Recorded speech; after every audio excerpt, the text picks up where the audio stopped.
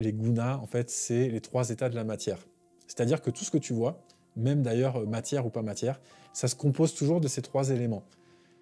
C'est une manière, en fait, de découper le monde, de découper les choses pour donner une compréhension. Et il y a plusieurs manières de découper, hein. Les chakras, c'est une manière aussi de codifier.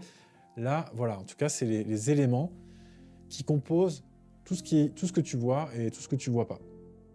Et en fait, dans tout ce que tu vois, et à l'intérieur de nous aussi, tu as un élément qui est très solide, très matériel. Tu as un élément qui est moitié solide, moitié immatériel. Et il y a un élément qui est complètement immatériel. Et ça, tu le retrouves dans tout. Donc, l'élément qui est solide, c'est symbolisé par la terre, et ça représente l'immobilité. L'élément qui est moitié-moitié, c'est symbolisé par le feu, et ça représente le mouvement. Et l'élément qui est pas du tout solide, c'est symbolisé par l'air, et ça représente la pureté, la légèreté, la subtilité, le côté subtil en fait des choses, qui peut être associé à la pensée. Donc la terre peut être associée à l'immobilité, associée au corps.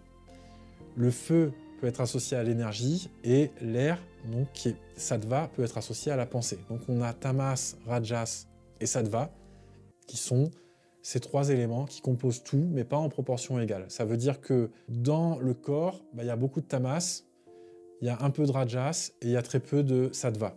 Donc il y a beaucoup de lourdeur, c'est très matériel. Il y a un peu d'énergie et puis très peu de pensée. Dans la pensée, c'est l'inverse. Tout est composé, en fait, si tu veux, de ces choses-là. Dans la pensée, c'est l'inverse. C'est très immatériel et il y a très peu de matière. Mais il y en a une infime part.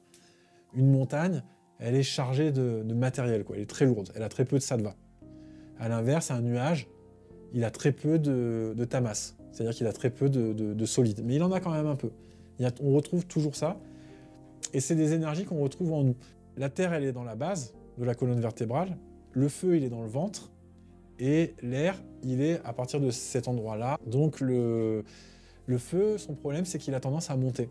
Et quand il monte, il est dans le ventre, il est très bénéfique. Il peut être bénéfique aussi s'il est dans la terre. Ça va dynamiser.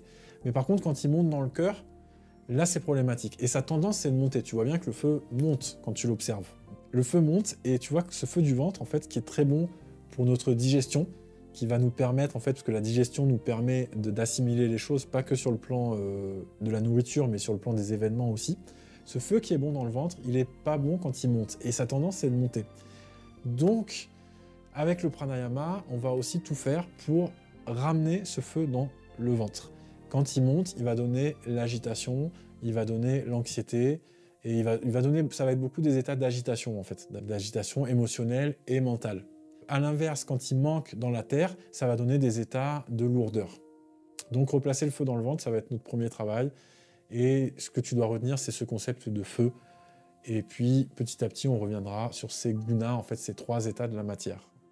Et ce concept de feu, en fait, c'est ce qu'on va faire là avec le prochain souffle qu'on va voir, le bastrika.